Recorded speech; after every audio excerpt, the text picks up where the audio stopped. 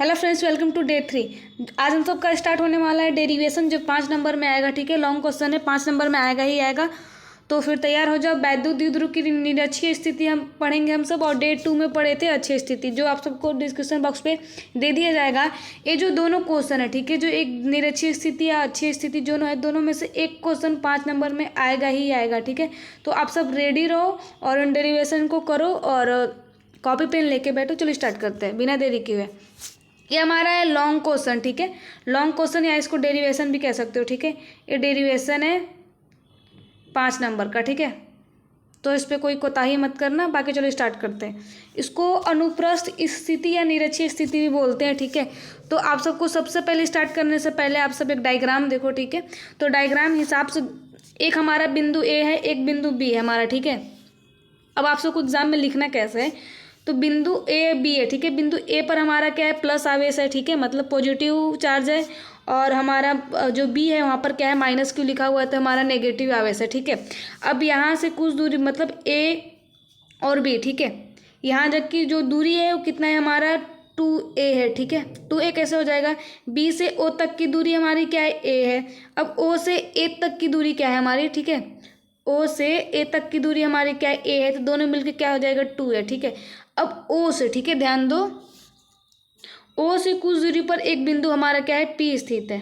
ठीक है, ए बिंदु P है, P स्थित है कितनी दूरी पर, R दूरी पर। ठीक है, ओ से जो हमारा है R दूरी पर एक बिंदु हमारा क्या है, P स्थित है। ठीक है, इतना ध्यान रखो। अब इसके बाद हम सबको क्या करना है कि एक बिंदु हमारा यहाँ से जा रहा है। ठीक है, जब यहाँ से हम वैद्युत द्विध्रुव लगाएंगे, हमारा क्या है, E1 साइन थीटा है, और इधर से जाता है हमारा क्या हो जाएगा, E2 साइन थीटा, चूँकि ऊर्ध्वाधर है। ठीक है, तो एक दूसरे से क्या हो जाता है, कैंसिल हो जाता है। अब बचता है हमारा E1 वेक्टर। ठीक है, अगर जो ऐसे का जो चिन्ह लगा हुआ है, ठीक है, ए के ऊपर, ई के ऊपर, चाहे किसी भी इंग्लिश वर्ड के ऊपर अगर इस टाइप का चिन्ह लगे तो हमारा क्या हो जाता है, वेक्टर, और अगर इस टाइप का चिन्ह लगे, ठीक है, तो ये हमारा हो जाता है कैप। तो ठीक है, इसको अच्छे से समझ लिए। अब चलो इसका थोड़ा बहुत इसको देख लेते हैं। ठीक है, तो मान लो ए बी एक वैद्युत द्विध्रुव जो प्लस क्यू और माइनस क्यू आवेश से निर्मित है। ठीक है, खुद से भी बना के लिख सकते हो जैसे मैंने बताया।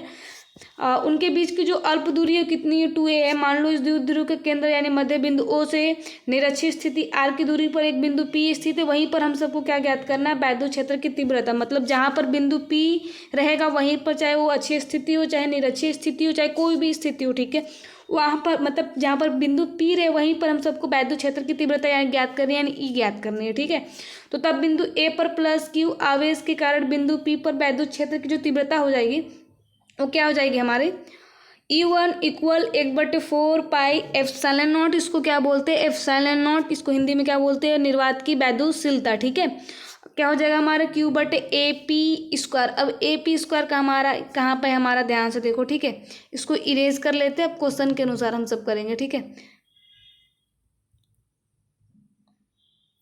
बाकी बस 5 मिनट का टाइम लगेगा, बाकी सब क्लियर हो जाएगा। ठीक है, तो हमारी बिंदु AP कौन सी है, ठीक है, तो बिंदु हमारी A और P। ठीक है, AP के अनुदिश काम हो रहा है। ठीक है, तो AP के अनुदिश जब काम हो रहा है तो ध्यान देखो क्या है हमारा, AP² है। ठीक है, अब AP² कैसे निकालेंगे, इससे पहले हम सब क्या कर लेंगे, E1 निकाल लेंगे, फिर E2 निकालेंगे। बिल्कुल यहाँ पर BP² हो जाएगा। ठीक है, BP के अनुदिश यानी BP। ठीक है, यहीं पर हम सबको वैद्युत क्षेत्र की तीव्रता ज्ञात करनी है, इसीलिए हम सब यूज कर रहे हैं AP²। ठीक है, यहाँ से हमारा क्या हो जाएगा, AP², और इधर से हमारा क्या हो जाएगा, BP²। ठीक है, तो थोड़ा ध्यान देते रहो। ठीक है, जिन बच्चों को समझ में आना है उस बच्चे अगर ये नोट्स भी पढ़ लेगा ना तो उसको अच्छे से क्लियर हो जाएगा। ठीक है, तो हमारा इक्वेशन 2 क्लियर हो गया। ठीक है, अब ज्यामिति से AP बराबर BP बिल्कुल है, अतः E1 और E2 परिणाम के बराबर क्या होंगे, दोनों इक्वल हो जाएंगे। ठीक है, और जो हमारा जो साइन थीटा तो कैंसिल हो जाएगा। ठीक है, आप देखो ऊर्ध्वाधर दिशा में साइन थीटा है इसलिए वो कैंसिल हो जाता है। बाकी जो कॉस थीटा है हमारा वो क्षैतिज दिशा में, तो कॉस थीटा बराबर हम सबको निकालना रहता है। ठीक है, तो चूंकि E1 बराबर E2 है तो ऊर्ध्वाधर घटक विपरीत दिशा में होने के कारण एक दूसरे से निरस्त हो जाएंगे, जैसे कि पहले बताया कि E1 और E2 बिल्कुल एक दूसरे से निरस्त हो जाएंगे, कट जाएंगे। ठीक है, अब जो हमारा बचेगा E बराबर हमारा हो जाएगा E1 cos theta plus E2 cos theta. ठीक है, अब cos थीटा क्योंकि क्षैतिज दिशा में है इसलिए cos थीटा बिल्कुल नहीं कटेगा। ठीक है, यहाँ पर ही E1 cos थीटा और यहाँ पर भी E2 cos थीटा लगेगा। चूँकि यहाँ पर दिखाया नहीं गया, आप सब लिख लेना, ठीक है। अब cos थीटा निकालने के लिए सबसे पहले हम सब क्या करेंगे, ठीक है। जो हमारा E1 है E2 के बराबर, ठीक है। देख लो BP इक्वल, आप सबको देखने से ही लग रहा होगा, ठीक है, कि BP बराबर AP हमारा, इसलिए E1 बराबर E2 है। तो दोनों क्या हो जाएगा, जब दोनों ऐड हो जाएगा तो क्या हो जाएगा हमारा 2E1 cos थीटा। अब 2E1 cos थीटा, इसलिए cos थीटा को निकालना जरूरी है, ठीक है। अब ये cos थीटा निकालने के लिए पाइथागोरस प्रमेय, ट्रिग्नोमेट्री का प्रमेय आना चाहिए, ठीक है। ट्रिग्नोमेट्री, पाइथागोरस अलग है, ठीक है। ट्रिग्नोमेट्री फंक्शन अगर आप सबने क्लास 10 में पढ़ा होगा तो उन बच्चों को क्लियर समझ में आ जाएगा। बाकी जो नहीं पढ़ेंगे थोड़ा ध्यान दें, ठीक है, अच्छे से क्लियर हो जाएगा, बहुत छोटा सा है, ठीक है। तो सबसे पहले इसने क्या किया है, बिंदु P पर, ठीक है,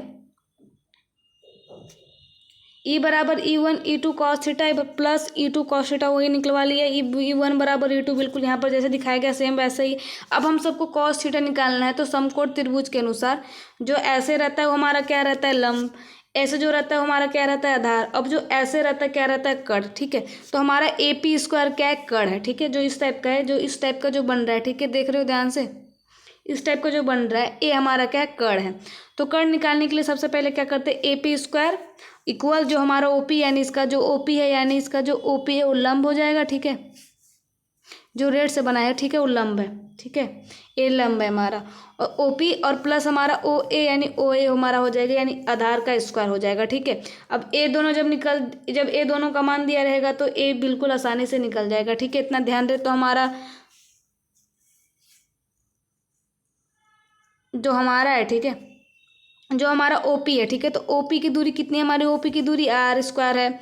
अब हम R स्क्वायर लेंगे, ठीक है, क्योंकि AP स्क्वायर ले रहे हैं ना, ठीक है। अब इसके बाद जो हमारे इसकी दूरी है, यानी इसकी दूरी कितनी A है, तो A स्क्वायर हो जाएगा, चूँकि AP है। अब अगर कोई भी स्क्वायर है, ठीक है, अगर AP अगर हट रहा है यहाँ से, अगर इसका स्क्वायर हट रहा है तो उधर जाके क्या हो जाता है, रूट में हो जाता है, मतलब करड़ी में हो जाता है। जो बच्चे को रूट नहीं मालूम होगा उसको करड़ी बोलते हैं, ठीक है। तो उसको क्या बोलते हैं, रूट। तो क्या हो जाएगा, यहाँ पर रूट में हो जाएगा, ठीक है। तो वही cos थीटा बराबर हमारा क्या आ जाएगा, OA, यानी cos थीटा एक आपने सुना होगा लाल बटे कक्का, ठीक है। तो हमारा sin थीटा बराबर लंब बटे कर्ण होता है, ठीक है। और cos थीटा बराबर आधार बटे कर्ण, तो आधार क्या है हमारा, OA आधार था, ठीक है। और AP क्या था, हमारा कर्ण था, तो AP हमारा कर्ण है। तो ये हमारा OA क्या हमारा A बट्टे R square plus A square, ठीक है। तो थोड़ा बारीकी से समझना होगा, ध्यान से समझो, ठीक है। बिल्कुल उसी प्रकार निकालने के बाद हम सब क्या करेंगे, E1 बराबर हमारा क्या हो जाएगा, 1/4πε0 2r3, ठीक है। अब यही है वैद्युत क्षेत्र की तीव्रता, इसी को प्रूव करना है, ठीक है। अब समीकरण 2 में क्या हो जाएगा, जो हमारा 2 से 2 कट जाएगा, ठीक है। 2 से 2 नहीं कटेगा, ठीक है। पहले ध्यान दो कि हमारा सबसे पहले समीकरण बन क्या रहा है, ठीक है। तो समीकरण 1 हमारा क्या बना, काटने से पहले हम सब एक चीज़ ध्यान देंगे, ठीक है, कि जो हमारा स्पष्ट है कि जो निरक्षीय स्थिति में वैद्युत द्विध्रुव के कारण वैद्युत क्षेत्र की तीव्रता द्विध्रुव अक्ष के समांतर बन, मतलब जो धन आवेश से ऋण आवेश की ओर, अर्थात वैद्युत द्विध्रुव आघूर्ण के विपरीत होती है, ठीक है। और जो R दूरी पर E1 बराबर हमारा क्या हो जाएगा, 1/4πε0 2πr3। और निरक्षीय स्थिति में उसी द्विध्रुव केंद्र से उतनी दूरी पर R की वैद्युत क्षेत्र की जो तीव्रता है वो क्या हो जाएगी हमारा, 1/4πε0 πr3, ठीक है। अब समीकरण 1 और 2 को भाग देने पर जब E1 बट्टे E2 का जब भाग देंगे तो हमारा E1 बराबर क्या आ जाएगा, 2E2, ठीक है। अब बिल्कुल E2 का मान रख दो, ठीक है। जब E2 का मान रखोगे कि 2 1/4πε0 QR square plus A square, और एक हमारा और था रूट में जो आया था A बट्टे रूट में R square plus A square, जब दोनों का जब इक्वेशन करेंगे तो लास्ट में हमारा यही प्रूव्ड हो जाएगा, E बराबर -1/4πε0 P वेक्टर R3। जिन बच्चों को जोड़ घटाना आता है वो हो जाएगा, ठीक है।